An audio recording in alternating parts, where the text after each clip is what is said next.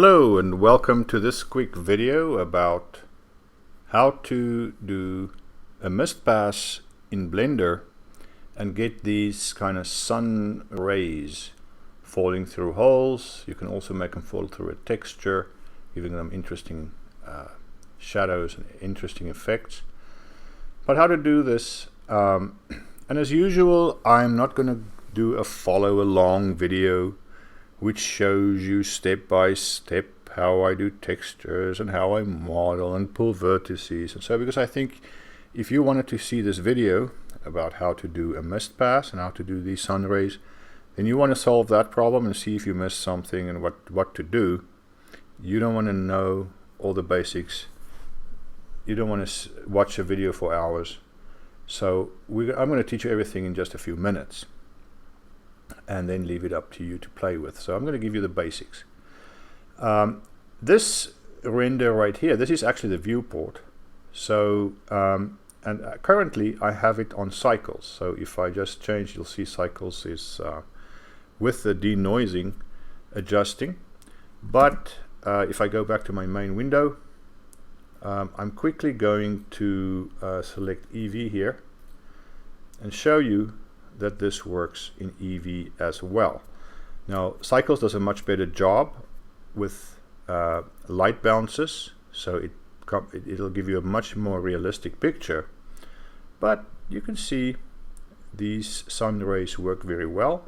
I have a sun lamp that is doing the shining through this window. So if I just select my sun, I'm going to turn this off and just rotate it, then I can rotate this ray however I want. So I can rotate it up or down, and that is really convenient. Okay, so let's go through what do you need to do something like this. So I'm going to explain my scene really quickly. I have some furniture in here. These are just objects that I created. And let me go to just this mode. I have a shelf here, a table, and a vessel here that I'm going to turn off. This is all under furniture. I'm going to turn that all off. And then I have a cavity here inside of just one block with a window. Now this is what that looks like. And then I have an image here in the back on a plane. This is just an image or a plane that's been UV unwrapped, and I put a texture on it, and that's called the background. I'm going to turn that off, and let's just focus on this.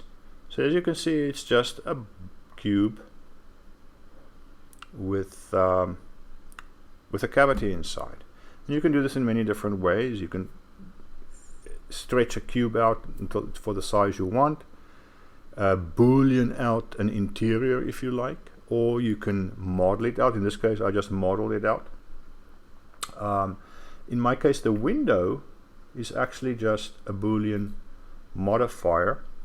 Let me turn this on again, which removes a window. So if you want to see the window, there's the window. Okay, and I just have a boolean attached to this house, and I have to turn off this window again. But and I can add a door if I like. I can just duplicate this and select, instead of that, select the door, and now I have a door as well. So there's the door, and that will also throw those rays just like before.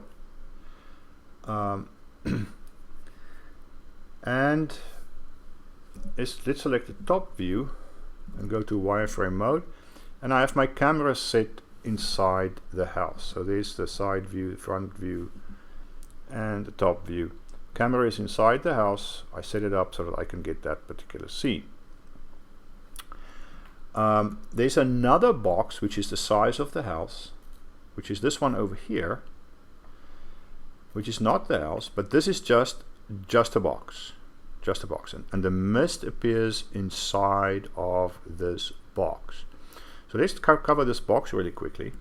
This box has nothing to it except it has a shader.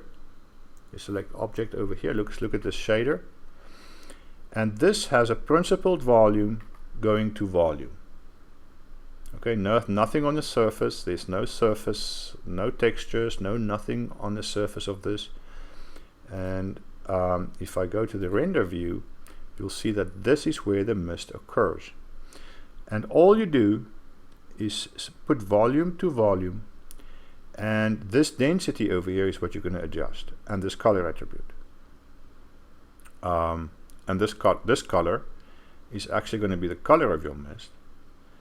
And you don't have to mess with any of the other things. You can, but this is enough to make this work.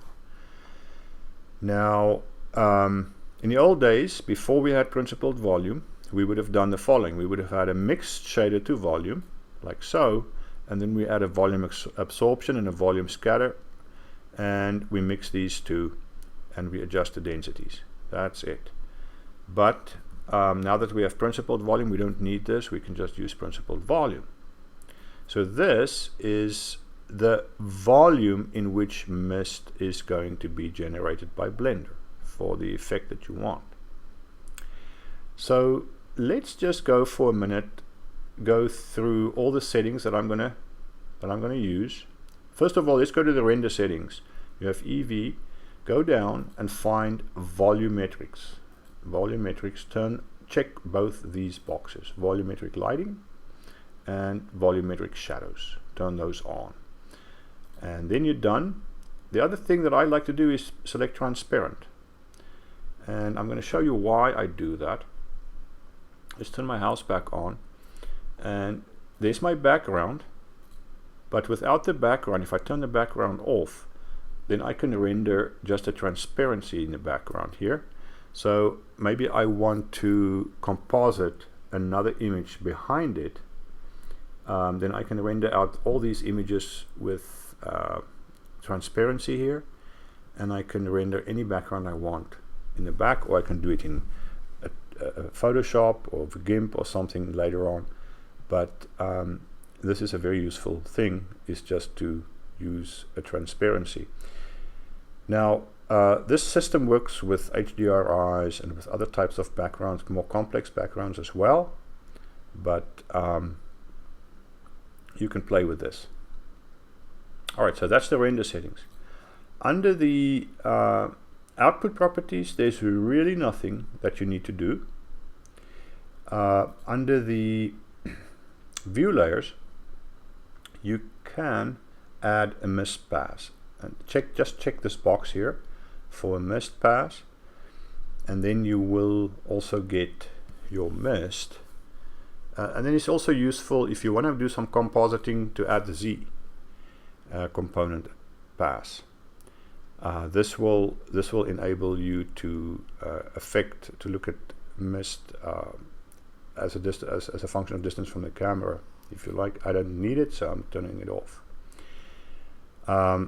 Under the scene properties, you don't need to do anything here. Under the world settings, there is a setting for mist pass now that you set it. And if you go, let's go back to top view, select our camera, and go to camera settings. Now under the viewport display for camera, so this is, like I said, I've got the camera selected, camera, here camera properties, go to viewport display and check mist, and you get this extra line which indicates the distance that it is going to see mist. So if you go back to the world settings, you can do your mist pass for a certain distance, and you can select different settings here, how it's going to fall off. Is it quadratic, is it linear, or is it inverse quadratic? And and you can play with those. But if you change these values, as you can see, you can now affect the length of this line. All right. And if we turn everything back on, I turn this thing off, you can see it disappears. Turn that on, and there we go. And that's basically it. You, under the world's under this house settings, now if you play with the density, you can affect the density of these. If you want to go back to the old value, you can control the scatter and the absorption separately.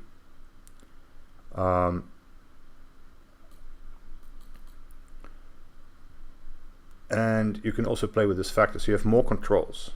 Okay. Now, let me turn off my door. I don't really need the door here. So I'm going to turn this one off. I'm going to select my camera like so.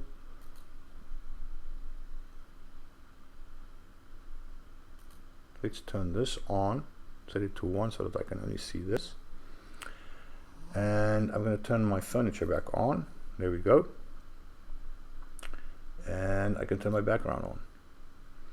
Now, if you're not happy with how the darkness, if it's too dark or too light in the shadow areas, then what you can go is go to the world settings and adjust the color.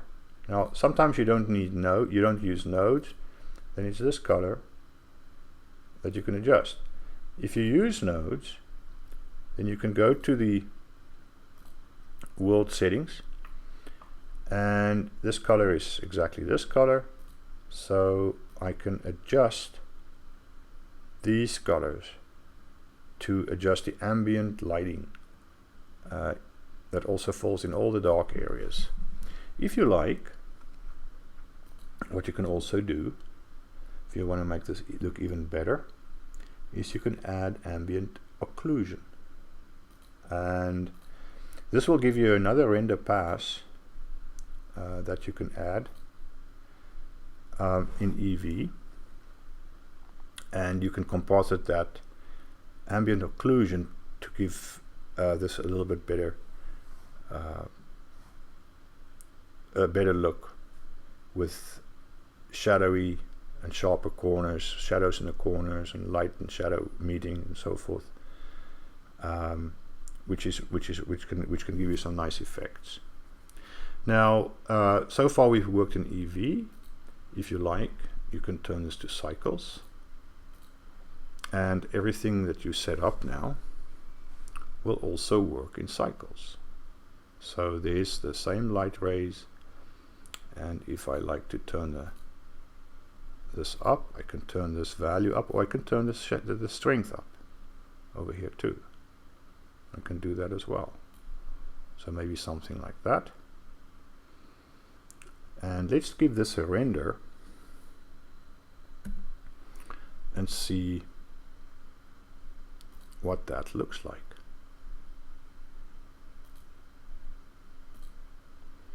Okay. So there's the render, and it's going to take a while to do, but as you can see in cycles, you're also going to get the same effect. So there you go. I hope that helps you to set this up really quickly, and then that gives you some ideas on playing around and maybe improving on what I have done here. Please like and subscribe this video so that I can make more videos and so that these videos can keep coming. Very much appreciated. See you next time.